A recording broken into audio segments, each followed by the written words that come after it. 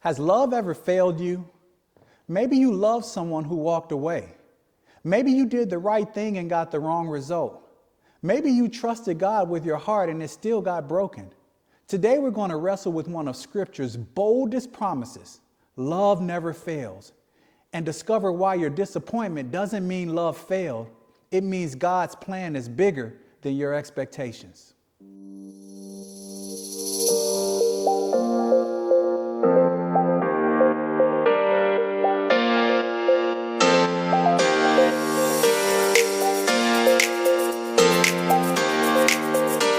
What's up, Conversation Nation? It's your girl, Lamika. And I'm Ed. And we are here to talk about it today. And today, what are we going to be talking about? Love never fails. See, here's the thing. What happens when we say something like, or God or the Bible say that love never fails?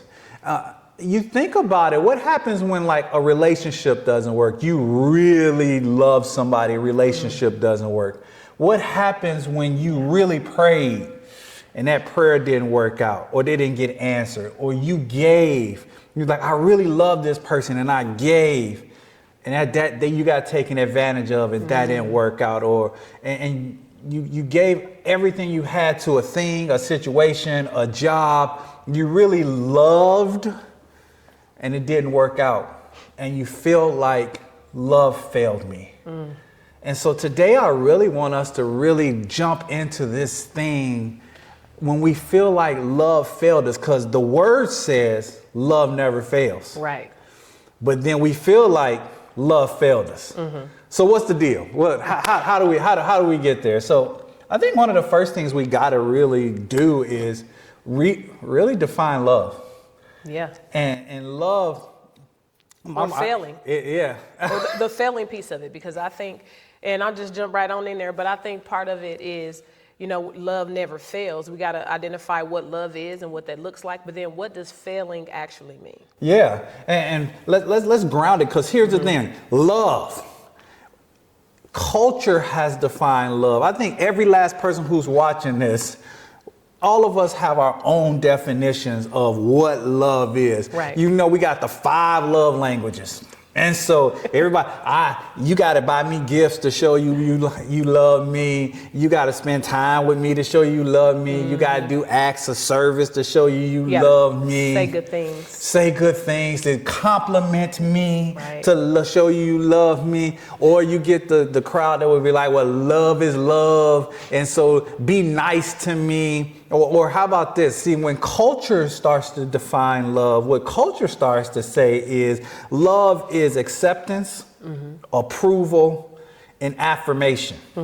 And agree with me. Because when you disagree with me, you can't love me and disagree with me. Right, my daughter does that. You be like, we don't let her do what she wants. You don't love me no more. No, I love you, but you just can't do. Right. That's why you can't, because I love you. A lot of times when you love somebody, you don't want to see them do certain things, because permitting all of the crazy things is not a sign of love. My correcting you, my sheltering you, my disciplining you shows that I love as well. Exactly. And so because we live in this society that has redefined love as kind of agreement and acceptance and affirmation and approval, the moment we don't get that, then there's this, well, you don't love. You're a Christian. You should love me. You supposed to agree with me. You supposed to approve me. And that's just not what love is. And when we talk about love, I really want us to focus on this word that most people have heard, agape. And this word agape is the God kind of, we call it the God kind of love, because the Bible says God is love, but really just say God is agape, not God is the love that you defined it as. Right. God is agape. So what is agape love? And really what it is these 2 words that first come to mind is unconditional and selfless. It's unconditional love and it's selfless love. And so everybody, I always like to say, everybody in here has conditions on how much they love you. Because here's the deal. If we're honest, a lot of us, we will love you at the same level that I'll love you at the same level that I receive Yeah, that you love us. from me. Yeah, exactly. I love you. Same love you love me. That's where the whole match energy. It's people wear shirts. I saw it on social media. It's a shirt that said "I match energy." So you decide how we gonna act today. Yeah, I love it. Right? Like, oh, so you match energy, and that's why we miserable right now, because it's our love is so conditional, and we're so busy trying to, well, it's tit for tat. You give and I give and this and that, and yeah, listen, long story. We can go on down a rabbit hole right there. Rabbit hole, but love is agape love. The God kind of love is unconditional. The God kind of love is selfless, which means I don't consider me before I decide how I'm going to act. I don't consider me whether I'm going to decide if I'm going to say yes or no. I consider what the Lord says. Yep. I consider if he tells me to do it. And with this knowing that he'll take care of me in the end. Right. This longer definition, kind of when we're talking unconditional and selfless, is I have charity, which means I'll give for the benefit of somebody else. I'll have compassion, which means there's this something in me that wants to, there's something in me that says, I feel bad. I have this feeling. I have this when something is this empathy for somebody when they have when something's going on in their life. But I have not only have an empathy for them. I have this desire to help correct that problem. I have this desire for the well-being of somebody else. And now here's where the kicker comes in, without expecting anything in return. Right. And that's where the unconditional part comes in, because I'll do for you if I expect what I anticipate you'll do for me, or what you've already done for me. Because if you've already treated me well, then I have this obligation to treat you well. Or if you haven't treated me well yet, I anticipate or expect you to treat me well. Right. And so because I expect you to treat me well, if I do for you, the next time I need something, you better treat me well. And we'll let them know, like, let them say no. After everything I've done for you, you can't do this for me. Or did you do it expecting, you earning credits? Exactly. And you expecting to be able to go and pull that out when you need it, or did you do it just because simply they needed some help? So if point number one, if love failed you, what were you expecting in return? Because a lot of times we think love failed because when I did it, I didn't get back from you what I thought I should have got back. Right. It's so many times there are people that I did for that they can't do back for me. And then I think love failed because you didn't do it, not knowing that there's a bigger picture. Right, that they didn't have the capacity, which is why they were pulling on you to begin with. They needed something from you that wasn't in them, and they don't have the capacity to return that thing. And so let me go, have you ever felt like love failed you? Have you ever felt like it? Ooh, look at the smile. Look at the, ooh, I don't really want to say that. Because I was going to slide that question in on him real quick and just ask you, have you felt like love failed you? I did all the time. You ever felt like love failed you? What did it feel like? I mean, in the moment, not before you had the God kind of love. Right. Have you felt like love? Have you ever felt like love failed you? Before the Lord became alive in my life. Before he came alive in your life? Yes. Several occasions I felt like love failed me. So I mean, it's just kind of hard to pick one, to pick something to talk about. But I did. And in those moments, I felt like love failed because what I was expecting did not happen. And so what God had to show me was me loving is being an extension of him and doing what he called me to be. But it's really, listen, y'all, we might say this every episode, but a lot of things that God called us to do is for our benefit. And when I'm loving like God, it's something changing on the inside of me. And I'm thinking that, okay, well, this person was supposed to do a thing or act a certain way. I was supposed to get a certain result. But ultimately, God is changing some things in me when I'm doing that. But yeah, so definitely felt disappointed because, I'm a person, they say love hard. I love hard. So when I love you, you know that. When I care about you, you know that. And I don't always ask for things in return. I don't always look for things. So especially like, children or young adults or people, I see the need, and I know what it was like when I was their age. And so I'm such a mama bear for kids that ain't even mine. If you need something, I'm gonna look out, I'm gonna get it, I'm gonna make sure, whatever it might be. And it's especially even in relationships, friendships, romantic relationships, I'm a type of person that for a while, I didn't really care about sunsets and moon rises and things like that. I'm not a big nature person, right? Now I can appreciate a good sunset, but I'm not a big nature person. And I had a friend, though, who loved sunrises and sunsets and all of these things. So I would see one that's really cool, and I like shoot a text message or call, like, go look at the sun right now. It's really pretty. Go check out the moon or whatever. Things like that, because I'm a person that I pay attention to little things about people. I think I'm the perfect gift giver because I pay attention to little things and things like that. And so those things were never reciprocated to me. So like it would be, I can pick out the perfect birthday gift for you. So let's say my ex-husband, we're gonna throw that in there. And I would say, oh yeah, this thing or that thing, and I would love and pour so much love. And in my mind, the more I love you, then my love should correct behaviors. Me loving on you should make you act right. Me loving on you should be like, okay, well, I'm going to do this for her, do that for her, because I'm loving you down. I'm loving so well. I'm giving, I'm nurturing, I'm doing all of these things. And so that love should produce something in you. But if it's not there, you can't do that. And so I found myself disappointed a lot of times and a lot of moments because I was giving so much and I felt like I should get something in return, but I wasn't getting anything, but they didn't have the capacity to give me what I needed. And I remember having a conversation. I've said this to a few people, but in this particular, talking to my ex-husband, and I was saying, I don't ask for much. So what I do ask for, I expect to get. And, in my mind, I'm thinking like, I don't ask for much, you know what I mean? Yes, like I don't ask you for a whole lot. I'm over here cooking and cleaning. All of the things, I'm holding it down, I'm paying bills, all of this stuff. I don't ask you for a whole lot. So the little things that I do ask, I expect you to just do it. And matter of fact, why do I even have to ask? Because I'm a type of person, when I see people doing and giving, then my response is, oh, I got to return that. I got to love on you. Oh, you did that for me. That was so sweet. Let me do something nice for you. And everybody ain't wired that way. And so in the middle of having that conversation, God checked me real smooth, and I didn't even realize. I'm thinking I'm good, and he was like, that is such an entitled statement. Ooh.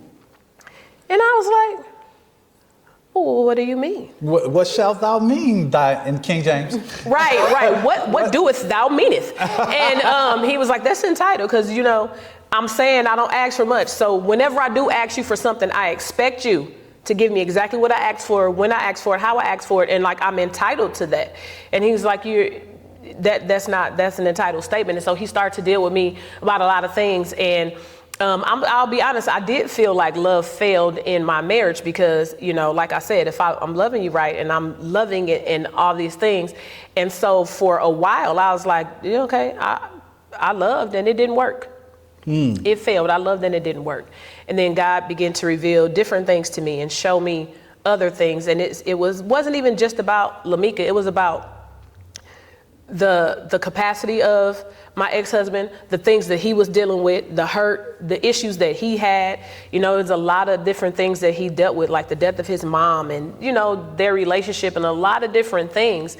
And while I'm over here feeling like, well, I loved you and it didn't work because we still divorced and my love failed because it should have worked out. He's like, yeah, but there's a whole different layer, a whole lot of other things that we have to uncover and take into account. And so ultimately what I walked away with is that love doesn't fail, not because you get the outcome or the results that you think you should get, but because of the change that takes place in your heart. You see, it's interesting. What I keep hearing, what I kind of heard from you saying is really, it felt like it failed because I didn't get the results that I was expecting. And a lot of times when we love with the expectation that I'm going to be loved back in the same way that I loved. Right. And we should never love with an expectation. We should love with obedience. We should love because God told us to. And so when you love out of obedience, it's a different feeling. And you know you're helping and you're doing for others. And there's just a different level of satisfaction or gratification or whatever you want to call it that you receive when you love somebody and you see God move in their life outside of what's in it for me. Because we talked about even part of the definition of agape love is doing all of those things without expecting anything in return. But Right. I think our natural sin nature is I expect something in return. I expect whatever my definition of success was. Because ultimately, here's what happens. We have this definition of success. And really, success in the kingdom of God is, did I do what God said? Right. Did I obey? And too often what happens is we go into every situation with an idea of what success is. Right. We say, if I love, if I obey, if I do, this is what success looks like. If I start a church, success is this many members. Right. Success is this many people getting saved, or this many baptisms, or this many people showing up every week. And success is really what God, doing what God said. Right. Success in what I do for a person. I gave you some sugar. I always like using sugar and flour. I don't know why, but success is I took care of you. I did for you. I paid for. I showed up when. And a lot of times we think success is when I am in need, when I have something that I desire that you also, the person I did for, you also do for me. You come through when I need you to, just like I came through for you. And I think part of that is society. Society has us thinking that, well, you do this. This is the result that you should get, or this is what should happen. And, you know, you get, I don't know, talked about, is that the good word? Or do people still say ribbed? I don't know. But you know, you just dated yourself. See how he acting? But you get talked, but literally, like people, you know, call you stupid and a fool or whatever when you're out there being nice to people, and then, you know, they're not returning that. It's like, oh, you let people run over you, you listen to whatever, and it's not that. Yeah. It's not that. It's just that I have a good heart and I'm trying to be nice to people, or, you know, God called me to love on this person or to do this or to do that. And then, you know, society has a way of making you feel weak for that. Society has a way of making you feel dumb for that, or, you know, trying to belittle you for those things. So then now, because of the way society is, environment and culture and all of those things, it's like everybody expects something in return. Even the nicest, sweetest person that would normally do this without even worrying about it, now they're looking for something in return because that's what society dictates is supposed to happen. Yeah, and because we've gotten so much of our input from society, it's like we go to church and we get 40 minutes of sermon and we get 6 3/4 of days of society. We get so much input from what society, we get so much input from our friends, and we depend so much on the input of what people say instead of what the word says, that we get twisted and we get turned around. And so then we redefine love. We redefine love. We talked about rejection an episode or two ago, and we redefine love as acceptance. Yeah. And if you don't accept me, then love fail. If you don't applaud me, love fail. If you don't agree with me, then love fail, because I agree with you. If you don't agree with me, then love fail. If you don't affirm me, then love fail. If you don't affirm my lifestyle, then you don't love me. If you don't do for me what I did for you, then love fail. And love didn't fail.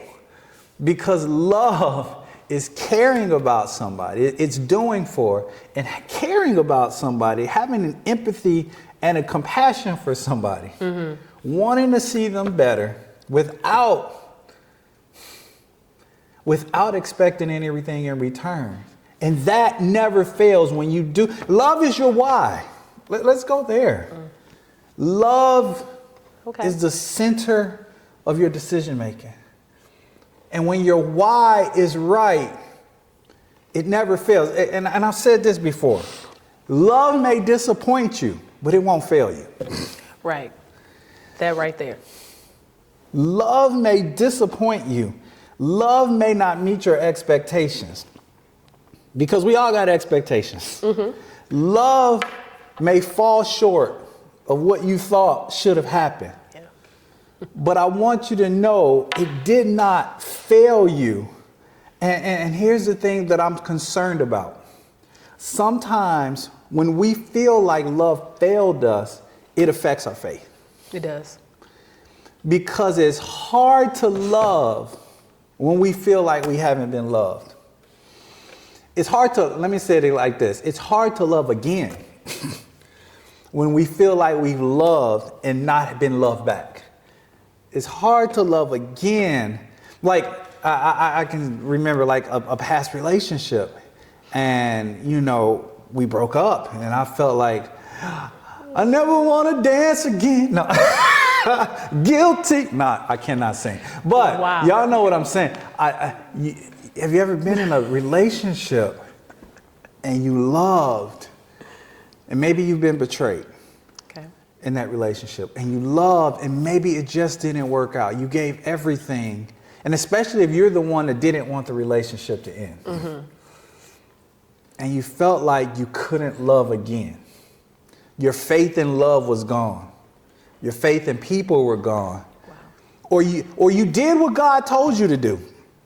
You felt like you did exactly what God said, and then it didn't work out how you wanted it to, or that person didn't love you back the way you wanted to be loved, or what you needed. Did you have the faith to love again? Did you have the want? Look, that's the key right there. To love again. The want to, because nope, I didn't want to. I mean, I'm good now. You good now? I mean, you good now. I'm waiting to be found, y'all. You waiting to be found.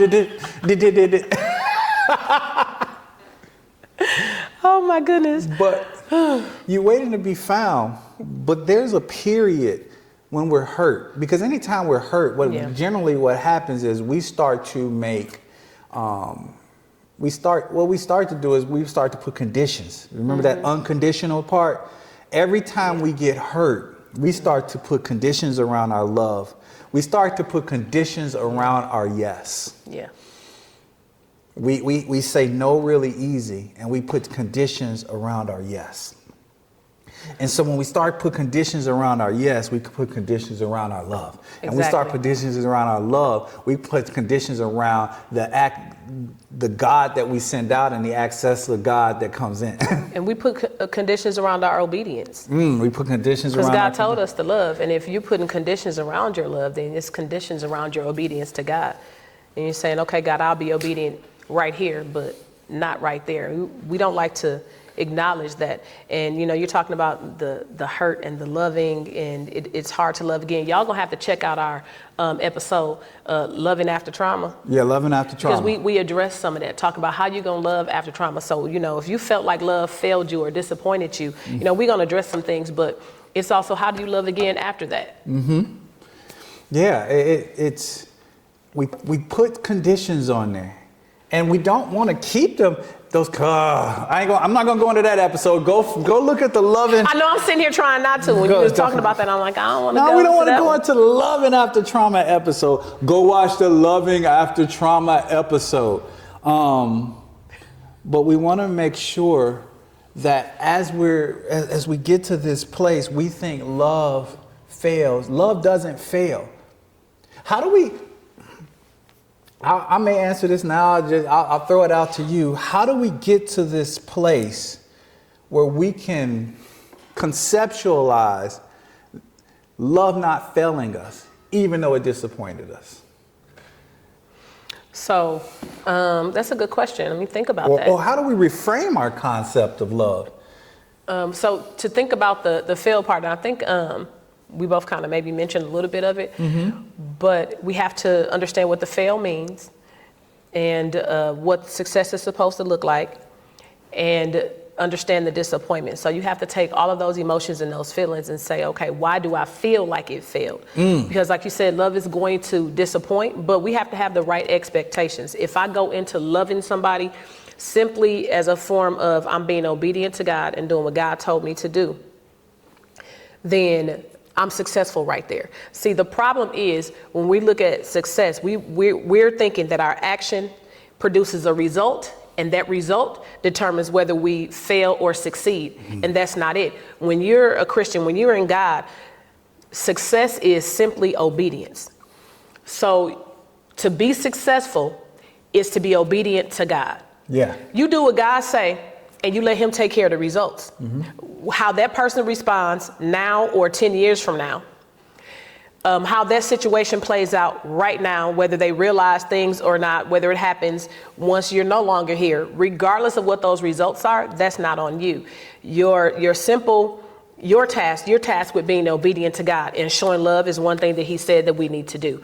So I think the first step is to reframe our thought process around failing in general and what the success should be. And then understanding that the disappointment that comes when our why isn't properly aligned with God. I can't be disappointed with God in a situation if he just told me to do this thing and my why for doing it is because of him telling me to do it. My why is because God said so, not what I'm going to gain from it.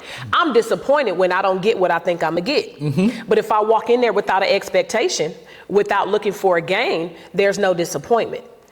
So then I can't look at it as a failure. So I think that's the first step. The first thing we have to do is I'm doing this because God says so. I'm not looking. Hey, listen, if something happens, if something, I get something in return, that's a bonus. That's not the expectation.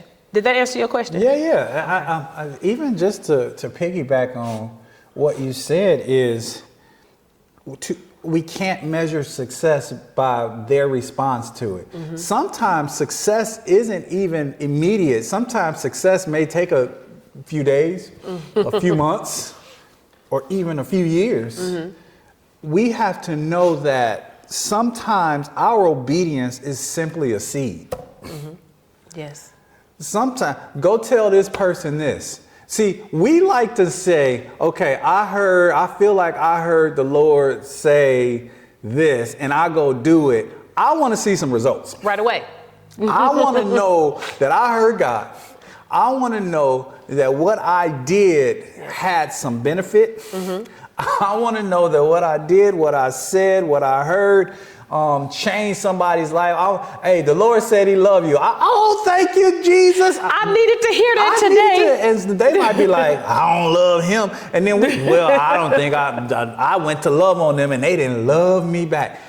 We have to know that sometimes our obedience is a seed. Sometimes our obedience may be the harvest. Sometimes our obedience may just be the water to a seed somebody else already planted. You just have to know your why just has to be in the right place. And if your why is always rooted in what am I going to get out of this situation, then you got the wrong why. And that why is always going to set you up. Right. To have your faith be challenged. That why is always going to set you up to have the next time be challenged, your next assignment be challenged. That why is always going to set you up to be disappointed, because every time you do something, you're not going to see immediate results. Right. That's just like when you work out. I've been working out, I'll slide that in there. The first time I hit the gym, I was a little sore or whatever, but I didn't start to see, I've been going only, a couple months or so. And, there's still certain areas that I'm yet to see results in. Doesn't mean that I'm not putting the work in, though. Right. I'm still working, so you don't do one crunch and one sit up and expect to have a flat stomach. It's just going to take some time. It's just like with love or with anything that you do. You don't always see an immediate return on your investment. Sometimes it takes a little bit. And so how do you know it actually worked when you walk in love? You don't. Sometimes you'll see it. Sometimes you won't. The only way I like to say it like this. I won't know the fullness of the seeds that I've planted until I stand before the Lord and he shows me. Right. You just have to know if your why is right and you did the right things for the right reasons, then you just have to know you've planted seeds, you've watered seeds, and then sometimes God has let you see harvest in some places. Right. That in some places that people have, that you've sown into people's lives throughout your life. And so here's what I want us, as we start to land this plane, here's what I want us to really start to understand. God is bigger than your world. And is. And we have to understand that I like to call God the great architect. There's so many pieces that he's moving. There's billions of lives that's happening. Yeah. So when he tells you to move, he tells you to talk to this person because he got somebody else talking to him and somebody else moving and somebody else moving. You're one really small piece to a really big, really big puzzle. Yes, I couldn't get the word out. You're one small piece to a really big puzzle. And sometimes you as the small piece may not see the whole puzzle, but know you're an important piece because without your piece, without your love piece to the puzzle isn't complete. Right. And so we can't withhold our love because love doesn't fail, because we have to reimagine what our concept of failing actually means. Exactly. Because failing doesn't mean it didn't work, because that's what we think. I loved and it didn't work. How about you loved and it did work, it just didn't work how you wanted it to? Right. Because you don't know God's plan. I don't know God's total plan. I know God, I know my part. And sometimes the love you gave now may not actually resonate with somebody till 5 years later. Right. I mean, I'm sure that I know me, myself, I'm sure you have, and anybody watching, that you've had situations, in your life where you've looked back and you're like, wow, and now you see things totally different. And in that moment, it may not have been significant. You may have brushed it off. It may have even made you mad or upset, but now you can sit back and reflect on it like, wow, okay, and you see things differently and it hits you differently. That's love not failing. Yeah. Love didn't fail. The love that people gave you in the past, there's some people who loved you that you didn't appreciate it. And you ain't act right. And you didn't act right when they loved you. And then now grandmama and them gone, and you wish you had 10 more minutes with grandmama, one more day with grandmama when grandmama was here.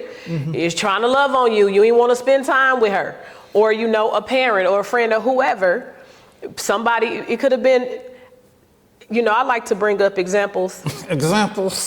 Of, how I gave that example, my ex-husband, and I loved, but I don't want to be telling all the time, but I broke some hearts too. And I remember a relationship 30 years ago. I was dating this guy 30 years ago, and I didn't do right. And I had to, a couple months ago, reach out to this person on social media and apologize, because the Lord just revealed to me, like, you didn't do right. And he was loving me properly and doing all of the things that he should have done in this relationship. And I didn't appreciate it. And so I had to reach back out and apologize because, I was young and immature and I didn't handle you properly. And that was a moment where, I'm sure he could have at any time thought about their relationship and felt like love didn't win because he was doing what he should have done and I wasn't acting right. But, and somebody may not never come back and apologize to you. And it's okay. They may have their reflective moment and you never hear about it. They might not even have a reflective moment. Doesn't mean that it didn't win. But I had to go back and apologize and get it right. And he understood, he accepted, and everything was okay. But that was definitely a situation where love, it didn't fail. He loved me properly. I just didn't know how to receive it. And then in hindsight, I had to sit back and think about it and then go and say, and I probably didn't even have to apologize, but the Lord told me to. So I don't know if it was something maybe he needed to hear or what it was, but I knew that I had to say something because I didn't receive it. So sometimes you don't always receive love properly. You don't always do right, but that doesn't mean that person failed and didn't do what God told them to do. Yeah, the end results of the love that you give doesn't mean you failed. If it didn't meet your expectation. I want you to consider this. I want you to consider this scripture, this statement, John 3:16. For God so loved the world that he gave his only begotten Son, that whosoever should believe in him would not perish, but have everlasting life. I should have wore my sweatshirt. You should have wore your sweatshirt. But I want you to consider this, that he loved us while we were yet sinners. He still loved us. So before we complied, before we said yes, before we even wanted to say yes, he loved us enough that he went and died for us. He loved us so much that he sent his son. Jesus loved us so much that he left a comfortable place in heaven. And he came down and was willing to live a life on earth when he had it all in heaven. Yeah. To be beaten with a cat o' nine tails, where they had nails and glass at the end of rope that every time it hit his back, it yanked skin out of him. To be beaten and mutilated to a point you couldn't even recognize him. To be nailed to a cross. To reconcile us with the Father. And there are people who won't believe in him. He loved us that enough to die for us. And there are people who says, I don't believe in you. I don't believe you lived. I don't believe you died. Did his love fail because some people didn't believe? Right. Some people reject him. He still loved them anyway. He died for them anyway, knowing that they would reject him. His love didn't fail because some reject him. It wasn't just because you accepted him, don't mean it was a success. But it doesn't mean he failed because some rejected him. Right. And so I want you to know, just because you did what you did out of love and somebody rejected it, somebody didn't handle you right. Somebody didn't properly respond, somebody didn't properly reciprocate the love. That doesn't mean your love failed. You did exactly what you were supposed to do. And if your why was right, hey man, you did what God told you to do. Your love didn't fail. So don't feel like a failure. Don't feel like a failure. And it's okay to love again. It is absolutely okay to love again. Don't lose your faith. Because you loved and you were disappointed. Don't walk away from faith because you loved and you weren't loved back. It is okay to love again. Right. And I know we're wrapping up. But I just want to say this thing that just popped in my head. And some people, like I said, they don't know how to love. And you loving on them, they may not be able to return it back to you. But the more you continue to love, the more you teach them how to love. And then they'll begin to develop that love walk. They'll begin to learn how to love. I know people that they didn't grow up in loving households. They grew up in survival mode. So they had no idea what this love was. Young children, in their 20s and teens, and they don't understand it. And then the more I'm loving on them and interacting with them and talking to them, the more they're understanding, and I'm seeing them develop and learn how to love. Absolutely. And so, man, this has been a great episode, and I hope that you guys have gotten something out of this. And my prayer is that you don't give up on love because you felt like love didn't work for you, because love never fails. Love will work. And the love that you give now, you may not see it come to fruition now in the way that you wanted it to come. But I'm telling you, if you loving and you loving for the right reasons and you loving the right way, I promise you, those seeds of love are going to sprout some harvest, in some way, someday, in the person or the place where your love was sent to. And so I want to encourage you guys, if you need prayer around this, look in the notes. There's a place you can click and you can request prayer. Leave a comment in the show, in the notes, or down in the section there. Leave a comment on the video. There. On the video, yeah, on the video. Yeah, we'd love to know how this has affected you. How you're loving through in some spaces and places where you might need help in love. Like, comment, subscribe, share this with somebody who needs to understand, you know what, hey, you can keep loving even if you felt like love failed you. Right. And you know what, when this is over, we got a couple more videos for you to watch. And so, hey, keep going. There's so much that we want to share. There's so much we want to give and help you through. And don't forget to be part of the Conversation Nation. We got a place down there. Join the network. Join us, man. We'd love to be able to continue to pour into you. Right. And if you have any questions about this episode, anything you need some clarity on, pop the question down there in the comments too on the video, and then we'll be more than happy to take a look at it and try to get that answer for you. All right, y'all. Until next time, we'll see you. All right.